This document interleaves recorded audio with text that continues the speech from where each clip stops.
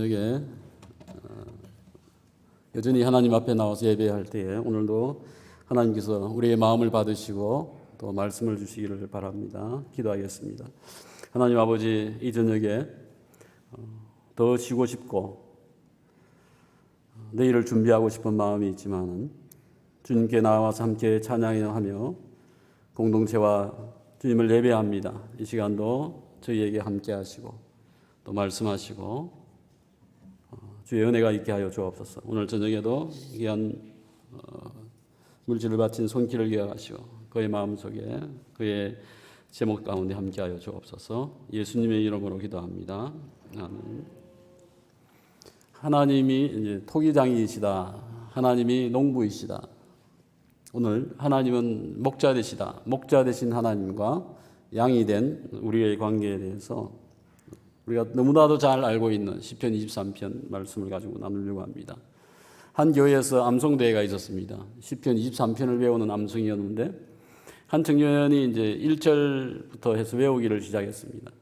여호와는 나의 목자시니 내게 부족함이 없습니다 하더니 1절이 끝나고 나서 가만히 있어요. 가만히 생각을 하더니 하나님이 나한테 목자시니까 난 부족함이 없습니다. 이만하겠습니다. 하고 내려갔습니다. 1절만 해도 이제 오늘 설교 1절만 해도 끝날 것 같은데 예, 끝까지 하겠습니다. 23편 전체의 내용이 매우 풍성한 내용입니다. 오늘 본문은 아이로서 기름 부음을 받을 때에 양치기 신분이었던 소년 다윗의 시와 고백입니다. 물론 이것은 그때 소년 때 지었던 시일 수도 있고 그것이 아니고 그 뒤에 장년이 되어서 지었다라고 생각이 되어집니다. 이 시의 고백 속에는 이 양치기의 삶과 또 간증이 발견되어집니다. 오늘 저희는 시편 23편 말씀을 통해서 하나님과 나의 위치가 어디에 있는지를 생각해 보려고 합니다. 양이라고 하는 한자가 있습니다. 중국 글자에 한자가 있는데 양의 모양은 상형 문자잖아요. 그 양의 모양을 앞에서 순놈의 양을 딱 순양을 보고 이제 만든 양자인데 양이 들어간 글자는 한자는 모두가 좋은 의미예요. 양이 들어간 글자 중에서 나쁜 의미가 있는 게 하나도 없습니다. 예를 들면 아름다울 미 양이 있고요. 상스러울 상, 착할 선 여기도 양이 있습니다. 의로울 의인할 때 의에도 길을 양육한다 할 때 희생할 희자에도 양이 있습니다. 논의할 이, 부러워할 선, 기쁨 것, 좋은 징조, 어떤 제사에서 이 양이라는 글자가 포함되고 있는 것을 저희가 보게 되어지는 거죠. 그만큼 양이라고 하는 것이 좋은 의미로서 많이 특히 동양에서 생각되어졌고 또 이해하고 있었던 것 같습니다. 순결하고 비폭력적이고 연약함을 상징한다고 할 수 있겠습니다. 양은 입에 어떤 입이나 발톱, 몸에 남을 해칠 수 있는 도구가 있어요, 없어요? 없습니다. 아무것도 없어요. 방어 능력도 없습니다. 예수님께서는 자신을 나는 선한 목자이다라고 말씀하였습니다. 우리는 그의 양이 되어지는 거죠. 우리와 양의 모습을 보면 매우 비슷한 부분이 유사한 부분이 많이 있습니다. 제가 10가지 정도 양의 특성을 소개하겠습니다. 양은 눈이 나쁩니다. 그래서 앞에 어른어른 해가지고 잘 보지를 못하고 멀리 있는 것을 볼 수가 없는 특성이 있습니다. 양은 잘 쏙습니다.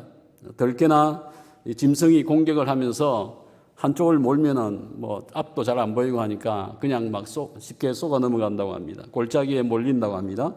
하체가 약해서 잘 넘어진다고 합니다. 넘어지면 일어나지 못합니다. 몸이 균형을 잘 못 잡아요. 위에는 무겁고 하체는 약하고 목자가 와서 붙들고 세워줘야지 일어날 수 있다고 합니다. 중심을 잡아줘도 중심을 금방 잡지 못하고 한 10초 정도 좀 더 잡고 있어야지 중심을 잡는다고 합니다. 양은 매우 이기적입니다. 새끼를 낳아도 그 새끼에게 젖을 주지 않는다고 합니다. 자기 먹을 것만 보고 길을 보면서 간다고 합니다. 방향 감각이 없는 길치라고 합니다. 눈이 나빠서 방향 감각도 없고 절벽이나 숲을 구분 못하고 쉽게 추락할 수가 있습니다. 반드시 왔던 길로 간다고 합니다. 계속해서 어떤 전진을 하지 못하고요. 계속 옛날 거 지나간 것을 자꾸 회귀한다고 하는 얘기죠. 기소 본능이 있습니다. 방어 능력이 제로입니다. 공격할 능력도 도망갈 속도도 어떤 방법도 없습니다. 마지막 10번째, 죽을 때가 되면 더 온순해진다고 합니다. 양은 매우 이기적인 동물이다라고 이야기하면서 어떤 분은 이같이 이야기합니다. 매우 더운 날 양들은 같이 붙어서 잠을 자고요. 겨울에 추울 때 눈이 막 오는데도 각각 멀리서 떨어져서 잔다고 합니다. 참 이상하죠. 어떤 분은 이걸 이제 믿거나 말거나 이렇게 해석을 합니다.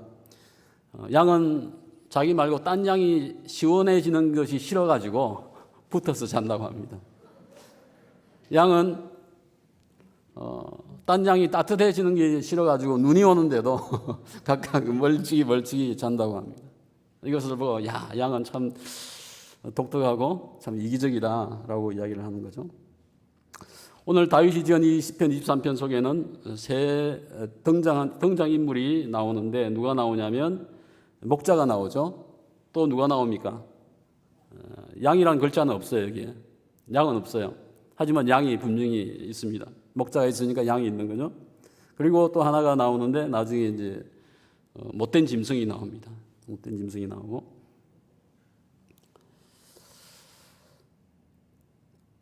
나와 하나님과의 관계 속에 못된 짐승이 이제 끼어드는 이런 상황이죠. 에덴 동산에서와 같이 시편 23편을 염두에 두고 소년 다윗이 양을 치는 것을 한번 상상을 해보고 회상해 봅니다. 소년 다윗은 아침 일찍 양우리를 향해서 뛰어갑니다. 양이 잘 있는지 혹시 밤에 탈출하거나 이 짐승이 해친 양이 없는지 가서 살피는 거죠. 그래서 하나 둘 숫자를 세어보고 문제가 없고 또 병든 양도 없는 것을 확인하고 이제 하나 둘 끌고 나와서 풀밭과 물가를 찾아서 계속 다니게 되어집니다. 양은 보통 갈 때 보면요, 줄을 지어서 가요.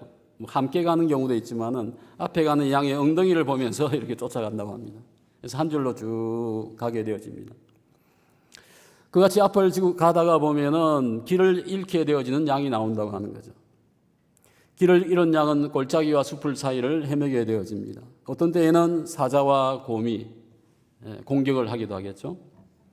해서 늘 양 무리가 가고 나면 그 뒤에는 짐승이 몰래 쫓아서 잡아먹으려고 따르고 있습니다. 길을 잃은 양은 어떻게 될까요? 오늘 성경에 보니까 그야말로 사망의 냄새가 풀풀 나는 야수가 사는 엄침한 골짜기를 지나게 되어진다고 합니다. 다윗은 이런 양을 찾기 위해서 나서고 결국 숲을 속에 갇혀있고 나오지 못하는 양을 구해냅니다. 어떨 때는 곰에게 사자에게 물려서 잡혀가는 새끼 양을 두들겨 싸워가지고 그 양을 뺏어왔다라고 사무엘상에 이야기하고 있습니다. 이 모양 저 모양 하면서 하루 종일 이제 일을 하다가 풀도 먹고 논일다가 어둑어둑 밤이 되어져서 이제 다시 어디를 옵니까? 목장으로 이제 오게 되어지겠죠. 다윗은 하나의 양도 잃지 아니하고 그들을 이끌고 목장까지 안전하게 도달을 하게 되어집니다. 이 당시에 그 양우리 입구에다가 입구가 요만한 크지 않아요. 좁게 해서 하나만 지나갈 수 있게 하고 그 위에다가 막대기를 올려놓습니다. 지팡이를 올려놓고 지팡이를 지나가면서 하나 둘 숫자를 센다고 합니다. 그리고 양의 상태도 하나하나 유심하게 이제 살펴보기 위해서 막대기를 올려놓는다고 해요. 그러면서 모든 양이 오늘 아침에 나간 그 숫자와 저녁에 나온 숫자가 같으면은 목자는 뭐예요? 굉장히 안심을 하겠죠. 우리 안에 이제 모인 양은 어떻게 한다고 했습니까? 안식의 시간을 가집니다. 목장하는 가장 안전한 장소죠. 신선한 밥상이 이미 준비되어져 있고 이제 저녁에 만찬을 즐기는 양의 모습을 상상해 볼 수 있습니다. 그럴 때 다윗은 또 얼른 가서 기름을 가지고 와서 양의 몸에 병충해가 묻은 것이 없는가 보고 기름을 양털 위에다 발라줍니다. 하나하나 발라주죠. 양떼는 참 안전과 안락한 쉼을 가지게 되어집니다. 그제야 다윗도 마음 놓고 자기 처소에 가서 잠을 자든지 아니면 양들 사이에서 잠을 자. 옛날 베들레헴의 목동은 지금도 그럴 수 있겠죠. 양들과 함께 잠을 자는 거예요. 만약에 우리가 아니고 야외에서 잔다고 하면 반드시 함께 있어야 되죠. 그래서 목동의 몸에는 무슨 냄새가 나겠어요? 양 냄새가 나겠죠. 별로 좋지 않은 양 냄새가 늘 풍기는 그런 다윗을 상상해 볼 수가 있습니다. 오늘 사실 시편 23편의 그 목자와 동행하는 양의 모습이 저희가 하나님과 동행하는 모습과 매우 유사하고 그것을 설명해 주고 있는 것입니다. 오늘 성경 속에서 하나님이 어떤 분이십니까? 목자 하나님은 나에게 풍성함을 준다고 하는 것입니다. 양에게 목자만 있으면 양은 부족한 것이 없습니다. 뒤집어서 이야기하면 양에게 목자가 없다고 하면 굉장히 위험한 상태가 되겠죠. 결코 만족할 수 없게 되어질 것입니다. 오늘 세상에 많은 사람이 부족함을 느끼는 거예요. 더 있어야 된다. 왜 나는 공허한가? 슬프고 마음이 아픈가? 목자를 만나지 못했기 때문입니다. 세상 것을 욕심을 내면서 더 많이 가지려고 하는 것. 하나님의 공급하심을 믿고 풍성하신 하나님을 만났다고 하면 그 모든 것에 부족함이 없는, 적어도 감사하고 더 주시면 또 감사하고 목자 대신 주님과 동행하는 삶이 있을 것입니다. 목자 하나님은 풍성하십니다. 두 번째, 목자 하나님은 양떼를 보호하고 인도하십니다. 내 인생 중에 목자이신 하나님이 나를 쉴만한 물가와 초장에 인도하시는 때가 있습니다. 오늘 저희는 구원받은 자로서 그와 같은 하나님의 은혜를 이 세상에서 누리게 되어집니다. 목자는 또한 내 영혼을 소생시키시고 자기 이름을 위하여 의의 길로 인도하신다고 말씀하고 있습니다. 물론 다 좋은 게 아니에요. 어떨 때는 사망의 음침한 골짜기를 다니게 될 때도 있다고 하는 것입니다. 해침을 당할 수도 있다고 성경은 이야기하고 있습니다. 위기가 내 가정과 내 삶에 올 수 있다고 하는 얘기죠. 광야와 같은 이 세상은 사실 저희에게 위험에 빠지게 하는, 헤매게 하는 사망의 음침한 골짜기와 같습니다. 여러분이 사는 세상은 사망의 냄새가 풀풀 넘치는 음침한 골짜기입니다. 저희를 삼키려고 우는 사자가 다닌다고 했지 않습니까? 하지만 주의 지팡이와 막대기가 나를 안위하나이다 라고 찬양하고 있습니다. 이 지팡이는요, 두 가지 기능을 합니다. 하나는 악한 짐승이 올 때에 그 악한 짐승을 물리치는 지팡이, 무기죠. 심판의 역할을 한다고 할 수 있겠고, 또 한편에는 양이 잘못된 길로 가면 어떻게 합니까? 쳐서 야 일로 와 보호해주는, 길을 인도해주는 지팡이가 되기도 하는 것입니다. 목자의 지팡이입니다. 지팡이 모양이요, 굽은 우산 손잡이와 같은 모양이죠. 전에 TV에 보니까 중동에서 이 계곡의 물 속에 빠져 있는 그 양이 있었는데 그 양을 어떻게 건지느냐 하면 이 손잡이를 가지고, 이 지팡이 손잡이죠. 이것을 가지고 양의 목에 탁 걸더니 그걸 딱 낚아셔서 끌어당기는데 금방 올라와요. 아마도 이와 같은 지팡이가 아니었을까 생각을 해보는 것입니다. 에스겔서 20장 37절 말씀을 같이 한번 보겠습니다. 에스겔서 20장 37절 시작. 내가 너희를 막대기 아래로 지나가게 하며 언약의 줄로 매려니와. 여기서 보면 내가 너희를 이 막대기가 목자의 막대기입니다. 아까 이야기했죠. 막대기를 두고 그 밑에 양이 이제 지나가게 하는 거예요. 그래서 양의 숫자를 세는 방법, 그 다음에 양의 상태를 이제 보는 거예요. 하나하나 자세히 보기 위해서 막대기를 올려놓는다고 합니다. 그 다음에 여기 오늘 성경에 보니까 언약의 줄로 맨다라는 표현이 있습니다. 하나님께서 이스라엘 백성을 하나하나 살피시고 하나도 잃지 아니하시고, 그리고 언약의 줄로서, 언약의 약속으로서 그들을 목줄을 매듯이 내가 너희를 놓치지 않겠다. 하나의 양도 놓치지 않겠다. 이와 같은 의미의 말씀을 하고 있습니다. 오늘 하나님께서 저희에게 지팡이와 막대기가 된다고 하는 것도 동일한 의미일 것입니다. 8년간 양을 쳤던 한 성도의 에세이에 이 같은 내용이 있습니다. 넘어진 양은 매우 불쌍합니다. 벌렁 나자빠진 채 허공을 치며 일어서려고 안간힘을 쓰지만 아무 소용이 없습니다. 몸이 무겁고 하체는 약하니까 일어서질 못하는 거예요. 만일 주인이 빠른 시간 안에 현장에 도착하지 않는다고 하면 양은 그만 죽고 말 것입니다. 때문에 목자는 늘 주의하면서 그의 양이 자기의 발로 일어설 수 있는지 매일 살펴보고 확인하는 것이 절대 필요합니다. 라고 쓴 것을 보았습니다. 우리는 선한 하나님의 지팡이와 막대기가 나를 안위하신다고 하는 것을 기억해야 합니다. 내가 기도하면 119 같이, 그죠? 하나님께서 금방에 오셔서 저희를 구해 주시고, 내 상태가 넘어져 있고 실족하여 있을 때에 어떻게 일어세울까 생각하면서 지켜보고 있다고 하는 것입니다. 마치 광야의 길을 잃고 나 혼자 넘어져 있고 버려진 듯한 그런 느낌을 저희가 받을 수도 있을 것입니다. 기억하십시오. 나는 이미 언약의 줄로 매어져 있고 주님의 지팡이가 나를 안위하시고 보호하신다고 하는 믿음이 필요합니다. 주님께 구하고 부르짖을 때에 주님이 달려오실 줄로 믿습니다. 목자는 늘 양떼의 동태에 민감하고 깨어 있어야 합니다. 양의 운명은 목자의 종류에 달려 있습니다. 게으르고 나쁜 목자, 이기적이고 책임감이 없는 무식한 목자를 만나면 양은 한없는 고생을 하게 됩니다. 하지만 좋은 목자를 만나면 왕성하게 자라게 되어지고 번식을 하게 되어집니다. 때문에 저희는 행복한 양떼입니다. 우리 예수님이 선한 목자가 되시기 때문입니다. 나는 선한 목자이다. 나는 내 양을 알고 양도 나를 아는 것이. 예수님께서 나는 선한 목자이고 내가 양을 안다고 하는 거예요. 내가 너를 자세히 안다. 너의 연약한 점과 너의 잘난 점과 너가 무엇이 필요한지를 내가 안다고 하시는 것이죠. 아버지께서 나를 아시고 내가 아버지를 아는 것 같이 내가 너희를 안다. 성부 하나님과 성자 하나님께서 예수님께서 그리스도께서 서로 하는 그 정도와 같이 깊이 있게 알듯이 그와 같이 나의 심령의 생각과 마음과 상태에 대해서 알고 계신다라고 하는 것입니다. 나는 양을 위하여 목숨을 버릴 것이다 라고 또한 이야기합니다. 그냥 안다, 사랑한다가 아니고요. 양을 위해서 목숨을 버리는 목자와 같이 예수님께서 그와 같은 선한 목자라고 자신을 주장하고 있습니다. 토실토실한 한 양이 있었는데요. 목장 안에서 생활하는데 불평이 많이 있었습니다. 그래서 늘 불만이 많은 양이었는데 자주 철조망을 뚫고 밖을 나갔다가 또 아침이 되면 또 오고 왔다 갔다 합니다. 몰래.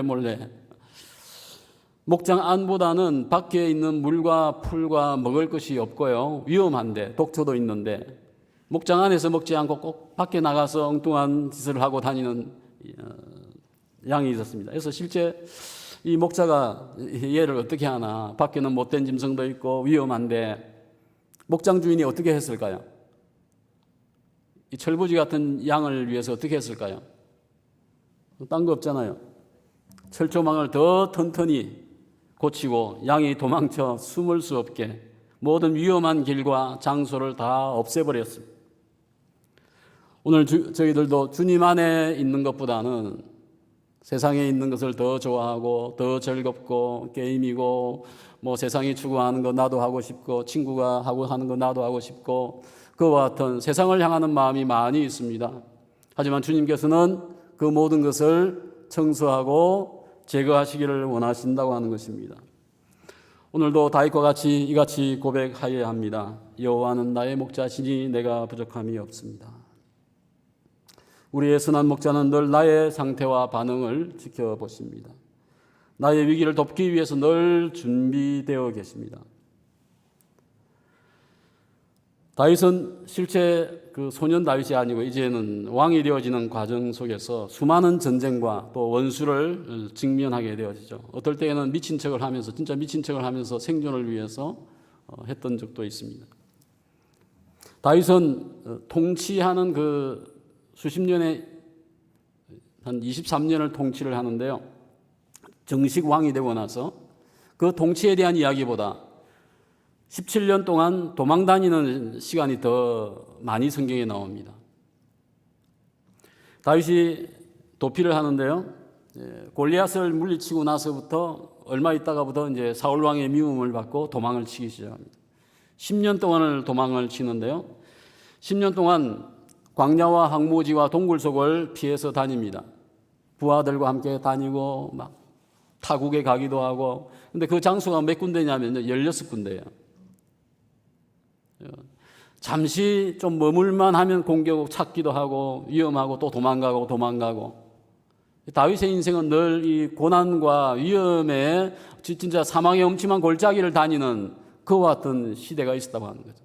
저희는 다윗과 상면 강하고 힘있고 골리앗을 이긴 그 기억이 있지만 실제 그는 젊었을 때에 수많은 고난과 환난 속에 있었다고 하는 것을 기억해야 합니다. 다윗이 이제 헤브론에서 왕이 되었습니다. 10년 뒤에 왕이 되었지만은 여전히 완전히 통일 왕국을 이루지를 못하였어요. 7년 동안 또 여전히 통일 왕국 전까지 힘든 시간을 보냅니다. 합치면 모두 17년 정도를 도피하는 생활을 하는 거죠. 사무엘상 24장에 보면 엔게디 동굴 속에 숨어 있는데 사울도 피곤하니까 동굴 속에서 시원한 동굴 속에 자려고 왔지 않습니까? 그때 다윗의 부하가 지금입니다. 하나님께서 내가 원수를 너의 손에 붙인다고 하지 않았습니까? 지금 다윗 당신의 원수인 저 사울 왕을 죽인다고 하면 당신은 지금 간단히 왕이 될 수 있습니다.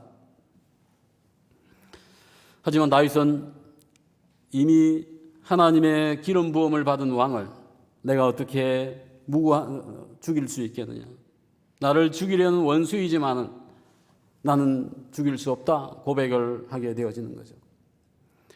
이 시절, 이 피난의 시절 때 지은 시가 시편 23편입니다. 또 시편 57편입니다.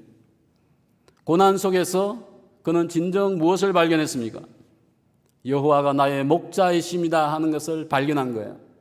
과거에 양을 치고 어릴 적에 많은 일들을 했는데 정말 또 시간이 지나면서 환난 속에서 그는 정말 하나님이 나의 목자시구나, 내게 부족함이 없구나 하는 고백을 하고 있는 것입니다. 다윗은 위대한 다윗의 왕조를 세울 때에 보약을 먹었습니다. 다윗의 보약이 뭡니까? 환난과 고난이었습니다.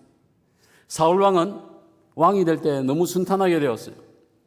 보약이 없었습니다. 환난도 없었고 고난도 없었고 그는 쉽게 무너지기 시작했습니다.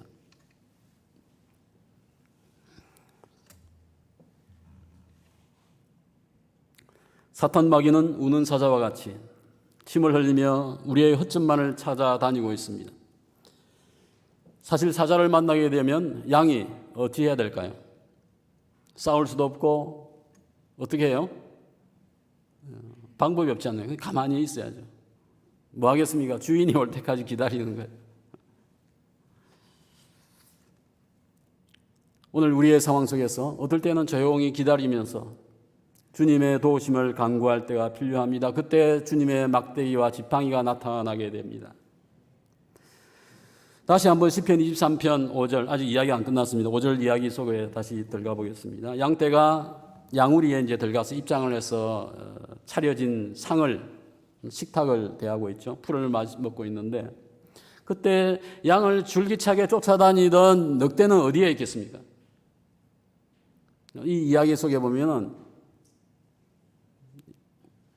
늑대는 지금 밖에 있는 거예요. 양우리 밖에서 내가 조금만 더 했으면 저거 잡아먹을 수 있었는데 안타까움을 느끼면서 어떻게 하면 저것을 다시 잡아먹을까 하고 호시탐탐 노리고 있는 거죠. 주께서 원수의 목전에서 내게 식탁을 차려주신다고 했습니다. 원수의 목전에서 나는 편하게 밥을 먹고 있고 원수는 이를 갈면서 배고파하고 있는 모습이죠. 늑대는 사자는 배가 고파서 허걱대고 있는데 저희는 안전한 장소에서 상을 받고 있는 거예요. 지금 이 상황입니다. 주님이 마지막에 승리하시는 날, 우리가 하나님의 영광 속에 들어가는 날, 사탄 마귀는 온전히 심판을 받고 내침을 당한다고 하는 것입니다. 기름을 내 머리에 부어주십니다. 내 잔이 넘치나이다 라고 저희는 그때 고백할 수가 있는 것입니다. 또한 내 평생에 주님의 선하심과 인자하심이 나를 따랐습니다 라고 기억할 것입니다. 지금 이제 마지막 6절 쪽에 가면 다윗은 그 안식의 장소를 여호와의 집이다라고 했습니다. 여호와의 집에 내가 내 평생 내가 여호와의 집에 영원히 거할 것입니다.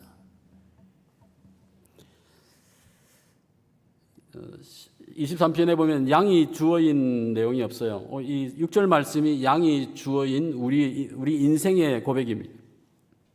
양의 고백입니다. 다윗의 소망이기도 하였습니다. 시편 84편 10절 말씀 잠시 보겠습니다. 같이 읽겠습니다. 주의 궁정에서 한 날이 다른 곳에서 첫날보다 나은즉 악인의 장막에 사는 것보다 내 하나님의 성전 문지기로 있는 것이 좋사오니. 왕인 다윗이 내 왕궁에 내가 거하는 것보다 하나님이 계시는 하나님의 성전에 내가 있고 싶은데 하나님은 야 너 성전 짓지 마 피를 많이 흘렸어. 다윗은 일생 소원이 하나님의 성전을 짓고 하나님을 섬기고 예배하고 싶었던 건데 하나님이 거절했어. 솔로몬이 할 거야. 여전히 다윗의 마음속에는 내 다윗이 자기 왕궁을 세웠거든요. 다윗의 왕궁보다도 그가 사모한 것은 하나님의 집이었습니다. 여호와의 집에 내가 거하는데 어디에 거한다고요? 오늘 이 시편의 84편에 보면 하나님 성전 문지기, 하나님 성전을 지키는 문 앞에 있는 문지기가 되어도 좋사오니 거기에 있다고 하는 거예요. 문지기면 하나님이 왔다 갔다 하는 거 볼 수 있으니까. 예를 들면 그런 이미지를 저희에게 보여주고 있습니다. 그만큼 하나님 가까이에 있고 싶은, 하나님을 예배하고 싶은 다윗의 모습을 저희가 보게 되어집니다. 다윗의 일생의 소원은 주님을 가까이 하는 것이었습니다. 왕이 되어도 그는 깨닫게 되어진 거죠. 수많은 보아와 그 팔레스타인과 넓은 지역을 통치하였음에도 불구하고 그에게 부족한 것은 여호와였습니다. 여호와가 없으면 난 아무것도 아니야. 문지기라도 좋사오니.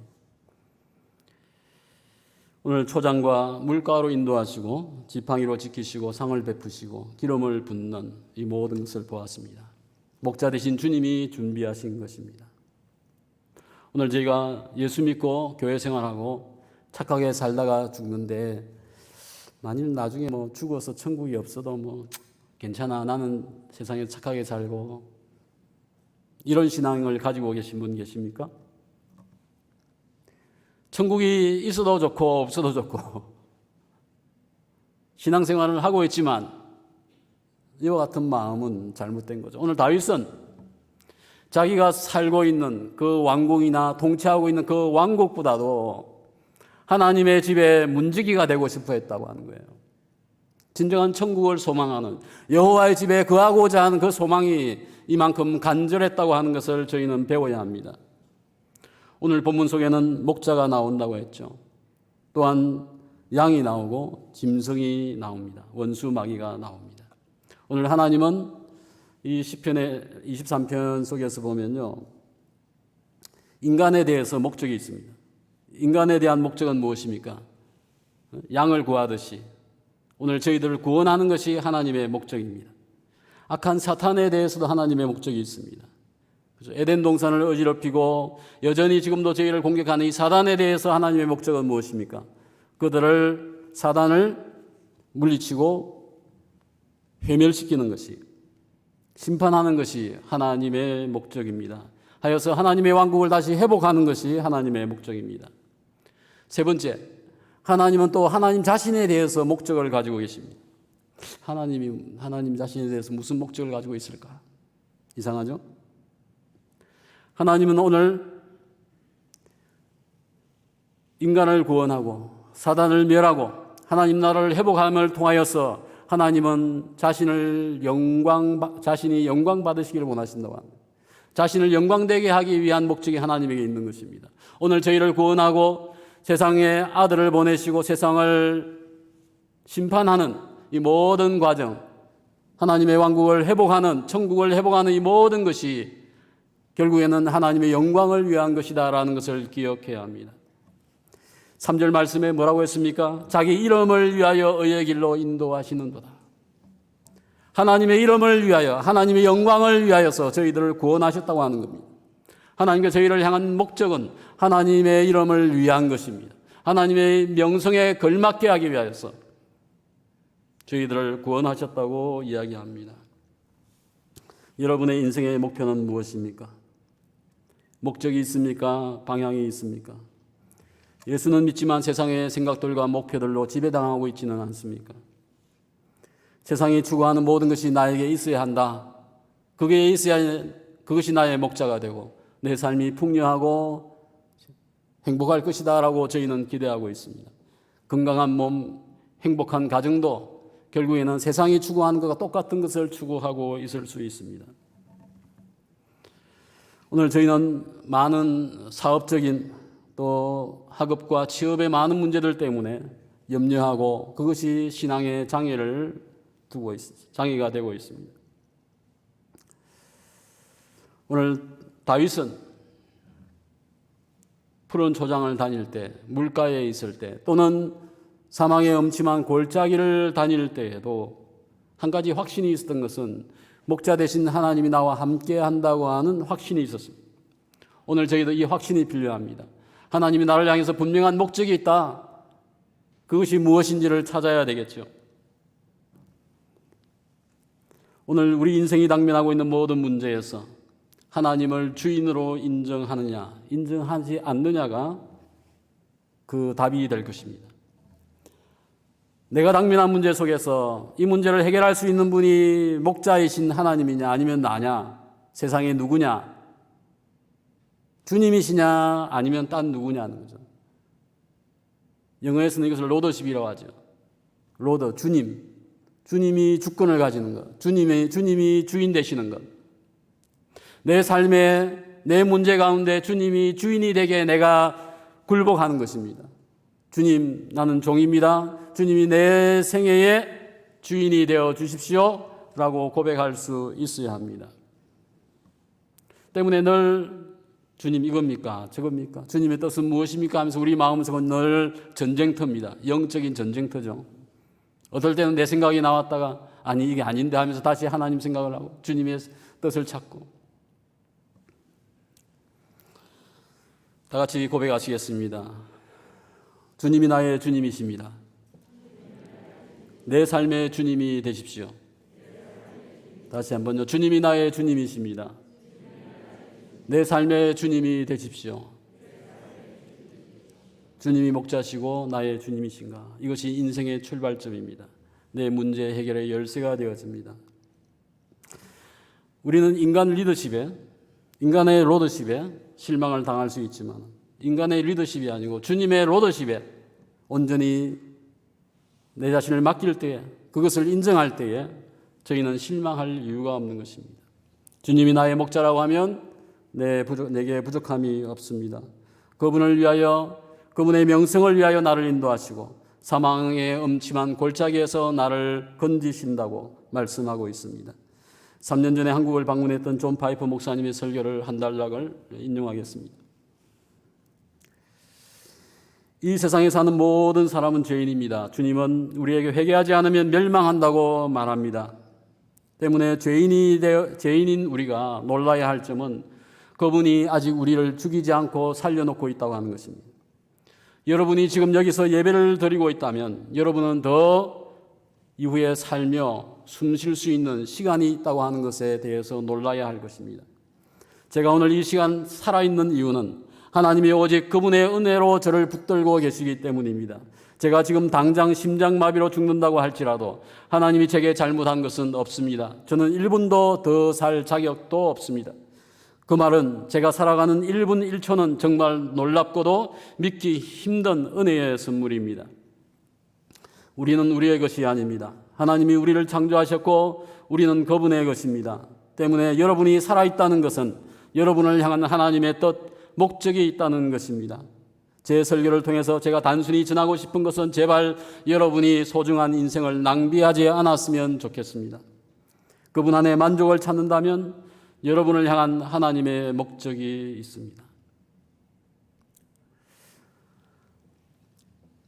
만약에 주님을 최상의 보물로 삼는다면, 그분 앞에서 만족을 찾는다면 그분은 당신의 기쁨 속에서 영광을 받으실 것입니다. 하지만 주님의 장엄함과 영혼의 기쁨을 놓친다면 당신의 인생은 낭비하게 될 것입니다. 존 파이프 목사님의 내용입니다. 내 인생을 무작정 허비하지 말라고 하는 거죠. 나만을 향한 하나님의 목표와 목적이 있다고 이야기합니다. 하나님이 내게 목적이 있다고 하면 나 역시 그 목적을 쫓아가야 하지 않을까요? 주님을 내 인생의 나의 목자로 인정하고 양인 우리가 그분의 뜻을 쫓아가는 삶이 되어야 합니다.